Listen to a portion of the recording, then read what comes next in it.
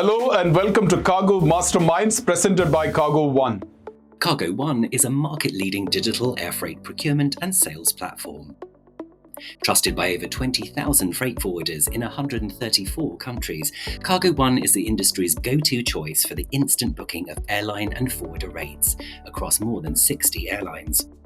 With Cargo.one, forwarders can search, compare, quote, and book capacity using thousands of live and static rates. Cargo.one equips all sizes of forwarder with the digital infrastructure to win more business, including cutting-edge solutions. Cargo.one for Enterprise offers an extensive range of API suites that deliver the strongest quality real-time market content. To discover how Cargo.one can empower your digital freight success, visit www.cargo.one. Cargo Masterminds is our exclusive one-to-one weekly interview series with leaders from the world's leading air cargo and logistic companies. My name is Reji John. MASKargo, the cargo division of Malaysia Airlines, is a key subsidiary of the Malaysia Aviation Group. It is based at the Advanced Cargo Center on the grounds of the Kuala Lumpur International Airport in Sepang. The cargo airline specializes in scheduled and chartered air freight services, ground handling, and integrated airport-to-seaport logistics via ground transportation. Leveraging the belly space capacity of its parent airline and its dedicated fleet of 3 Airbus A330-200 freighters, MASKargo serves nearly 100 destinations worldwide. My guest today is Mark Jason Thomas. Jason Thomas serves as the Chief Executive Officer of MASKargo. Jason has experience in overseeing the management of airline cargo management, supply chain management, logistics and warehousing, along with commercial operations. Jason has exceptional leadership qualities to drive and develop people from diverse backgrounds in achieving corporate goals. Jason joins me from Kuala Lumpur. Jason, welcome to Cargo Masterminds. Very, very happy to have you with us.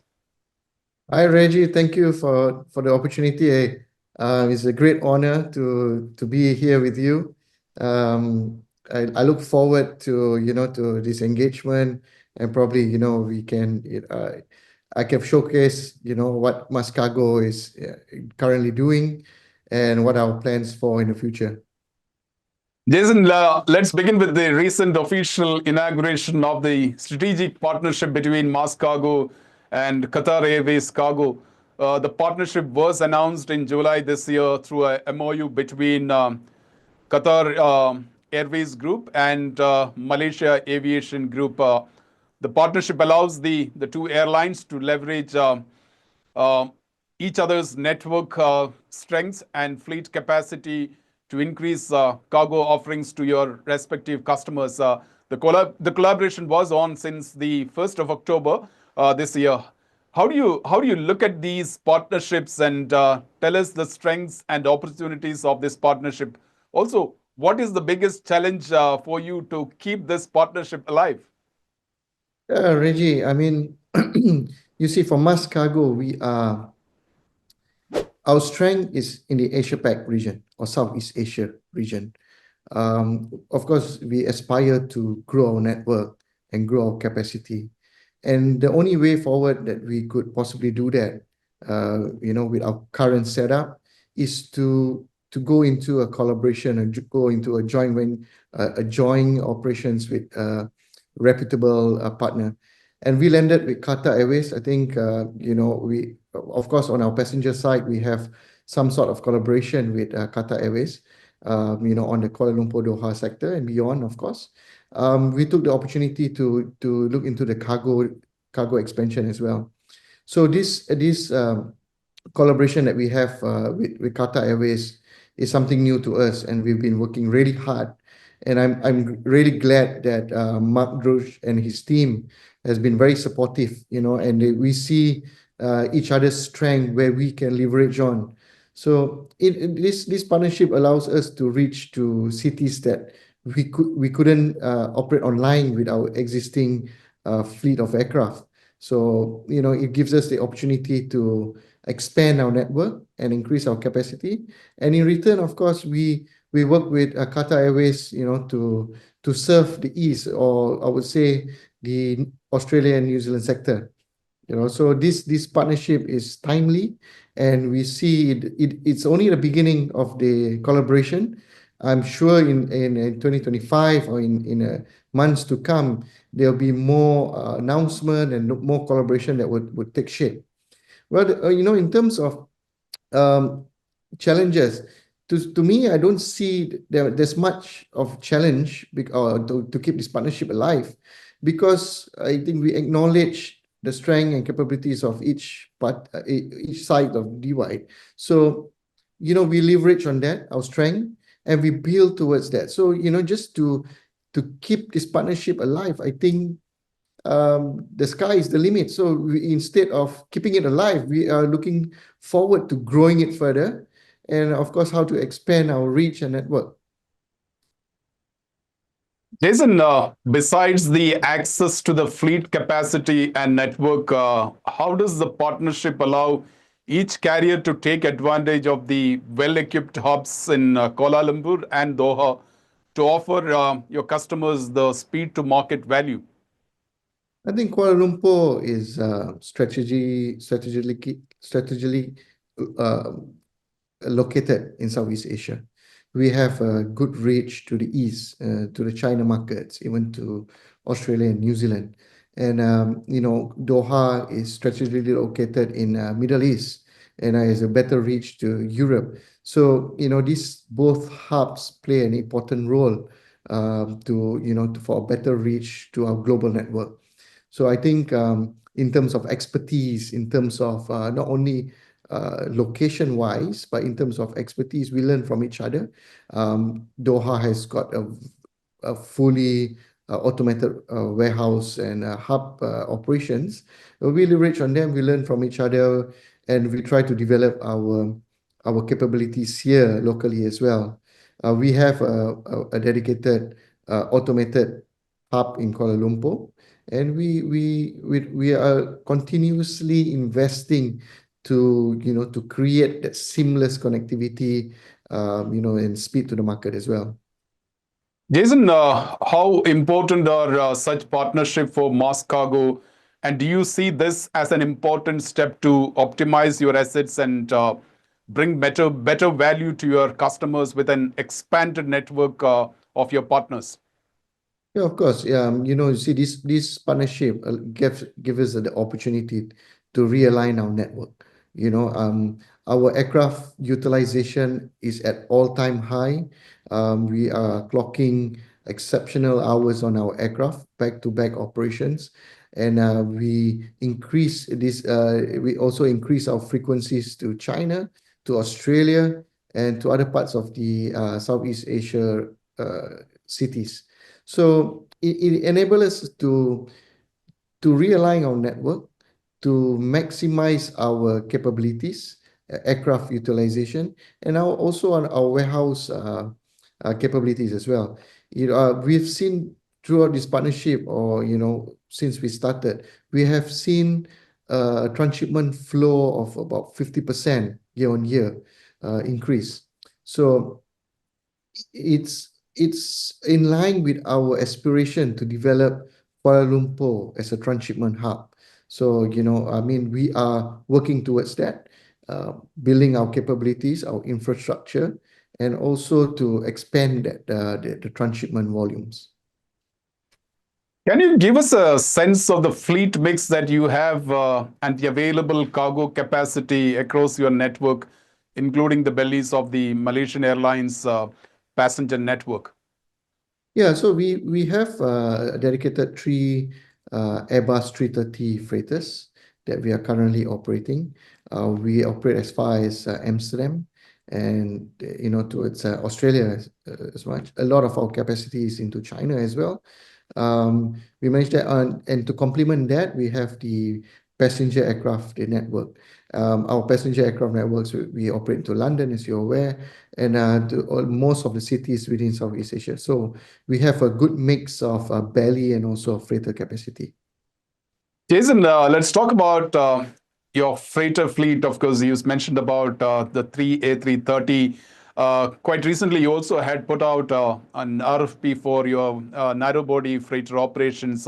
if you can bring us up to speed with what is the progress on that. I think it was initially said that the operations would be for 14 months, and if required, it would be extended. So if you can bring us up to speed with what is the progress on that RFP, and when would you see narrow body freighters being operated for you in the next year or year and a half? Yeah. So Reggie, you see, in our 1 to 4 hour range within Kuala Lumpur, it's mainly operated by the passenger narrow body aircraft. So, that doesn't give us much capacity and the belly. So the thing that the decision that we made was to work with our some partners that operates the narrow body freighters to complement us from the 1 to 4 hour range from Kuala Lumpur. And then we focus our 330s to the medium long haul sectors, right? So yes, we came up with a tender quite recently because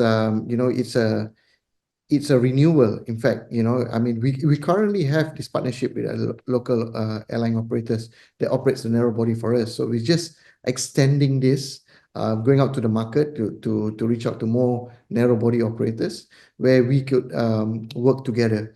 So these narrow body freighters would complement us. It's like a hub and spoke model where where we operate from the close cities into Kuala Lumpur hub, and we take it on to points beyond Kuala Lumpur in terms of the mid and the long haul sectors. Well, in the long term, I know you would ask, what are our plans for, operating our own narrow body freighters or expanding our fleet size, because we are working with some strategic partners right now. Well, we are studying. We are not saying no to, expanding our fleet size. But for now, I think the collaboration that we have works well for us, and we want to continue this arrangement for the next 1 or 2 years while we study the possibility of getting our own or refleeting or getting our own fleet, new fleets in the ecosystem. Yeah, that's my question, Jason. Are you looking at any of the production freighters or converted wide body freighters or converted narrow body freighters? Is that something that you're looking at? I'm sure that you're not going to get them in the anytime near future, because there is a long delay in terms of deliveries of either the production freighters or the converted freighters. So is there any plan of having your own assets from the new type of freighters coming into the market, or the conversion programs? Yeah, currently we're doing a study to see the feasibility of having our own freighters. But whatever decision that we make has to be aligned with our group decision, because I think the aircraft type that we choose is important for us to be aligned with the group, so that we can share resources in terms of crewing, maintenance, and engineering capabilities, etc. But one thing's for sure, our shareholders are very supportive of us, looking into expanding our fleet size when it comes to freighters. And we are not discounting the fact that, we may even look into all possibilities of whether it's a production freighter, whether it's a converted freighter. We are not focused on any one particular model, but we are open to look into all sorts of options that's available. Jason, now let's talk about some of your key products in the express parcel business. You have what you call is the MASKargo Center. How significant is the volume in this category for MASKargo? Cargo coming from e-commerce channels known to absorb a lot of air freight capacity. Is that true for MASKargo? If so, what is the trade-off between high-yield cargo and general e-commerce cargo?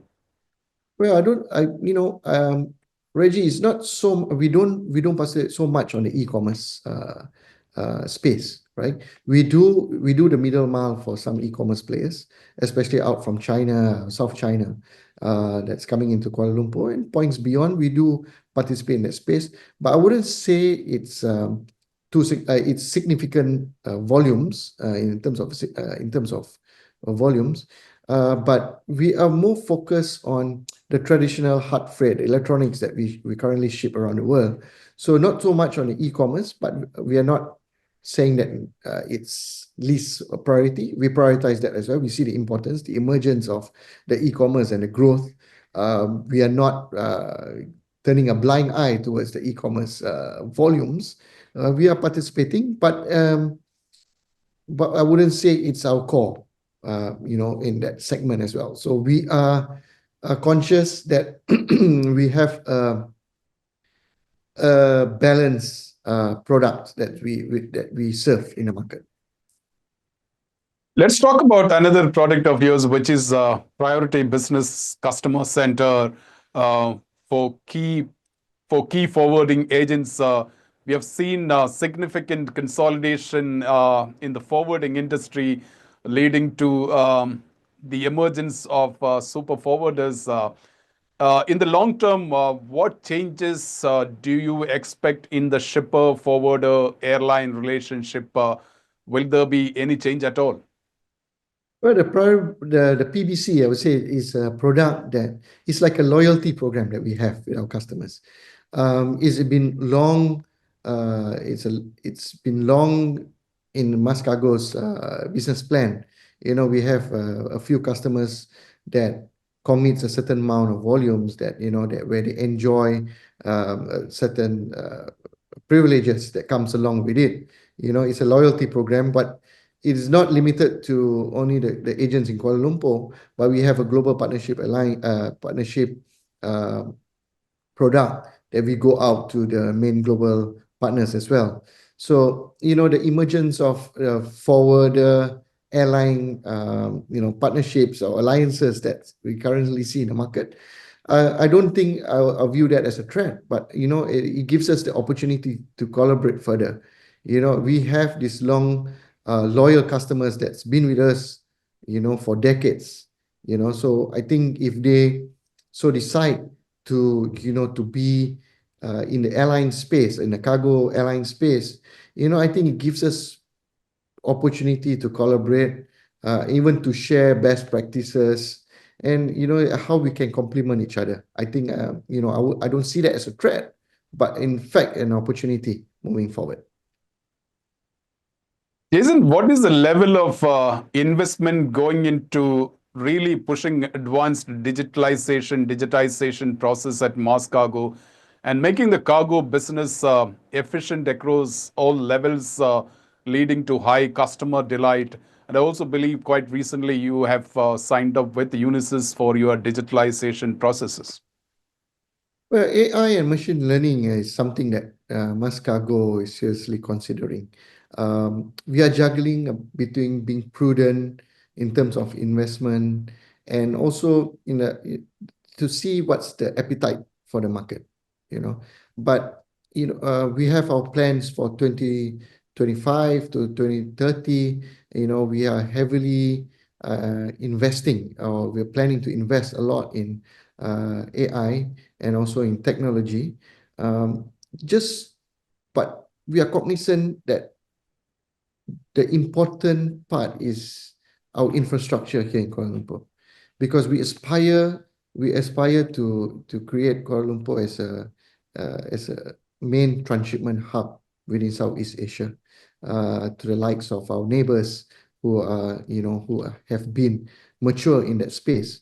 So we want to develop the infrastructure here in Kuala Lumpur. So a lot of investment will be towards the infrastructure, our warehousing, our capabilities, our technology. Well, AI would definitely come into place, like you mentioned, Unisys, who has been our long-time partner in serving us in terms of the back-end booking and also warehouse system. But we are closely working with our partners to see how best we can elevate this. Where a lot of investment has to be put in place. We are aware of that, but to see how we can provide seamless experience to our customers. So I think everything that we invest, everything that we put into our plans will definitely or certainly translate into customer experience. Jason, a follow-up question on to the digitalization is in terms of you're making your capacity made available on digital platforms, marketplaces. How is that actually shaping up in terms of having that access across the world for forwarders to discover freight capacity on your network? Well, we have the online booking platform, which is quite, customers are very receptive towards it. We have seen our volumes grow year on year on the online booking platforms. We know with also with our partners, our IT partners that provides the systems for us, we are continuously evolving to see how best we can reach to our customers. So for that seamless booking experience. So most of our online stations that we currently operate, origins that we operate into, we have that seamless booking experience. So we are continually evolving, and I think our customers are very receptive and they're quite happy with our booking platforms. Jason, we have seen continuous growth in air cargo demand in the whole of 2024, and the forecast predicts the growth momentum to continue for a few more months as demand continues to outpace supply. How did MASKargo perform in 2024 so far, and what do you think will be cargo volumes carried by the end of 2024 in comparison to 2023? I know I like to take a holistic approach to this question, Reji. We've seen 2023 being a very lean period for us, a very lean year for us. So we were a bit skeptical about 2024, coming into 2024, but surprisingly, 2024 has been a very good year for us, and all our strategy, our initiatives are taking to shape. We've seen results in all our segments of the business, and we hope that 2025 will be as robust as 2024. And personally, I think I'm optimistic in the next 3 quarters coming into 2025. It's going to be a busy year for us, and we are quite optimistic of the demand growth that's coming out from the Southeast Asia region. But, Reggie, there's a lot of talk also on the trade policies that will take shape next year, right? We are not putting a blind eye towards that. We are constantly following the developments of the geopolitical space to ensure that we are where demand brings us. We are being agile. We have been agile in our network planning. We have been agile in our capacity procurement. We have been agile in our partnerships, and we remain agile come 2025. So whatever comes in 2025, and we see 2025 is going to be robust, as what market has been speaking about, even in the industry, people have been quite optimistic for 2025. So likewise, we are working towards that. So, Jason, you are optimistic about 2025, and you're prepared for some of the headwinds, one of which you already mentioned about the geopolitics and the trade tariffs that are coming in. But you're confident that you're prepared, and you are really optimistic about the opportunities in 2025. Yes. Well, you see, we have the advantage of being located in this Southeast Asia region, where all the emerging markets are just around us. And we would definitely capitalize on that, the opportunity.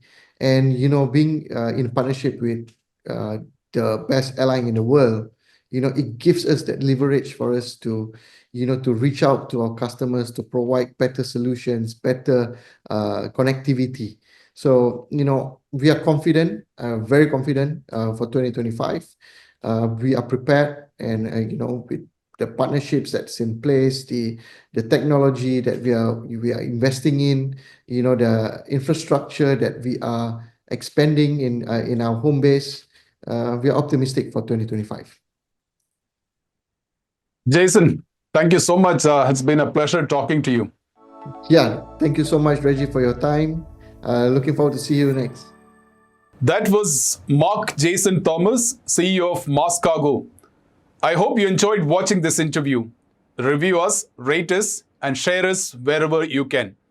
And more important, if you're not a subscriber of our YouTube channel, please do subscribe now and click the bell icon so that you do not miss any of our new videos. An audio podcast of the series is available on Spotify and on Amazon Music. I highly recommend you to check them out. Join me next Monday for another episode of Cargo Masterminds presented by Cargo.one. Until we meet again, have a great week ahead. Thank you.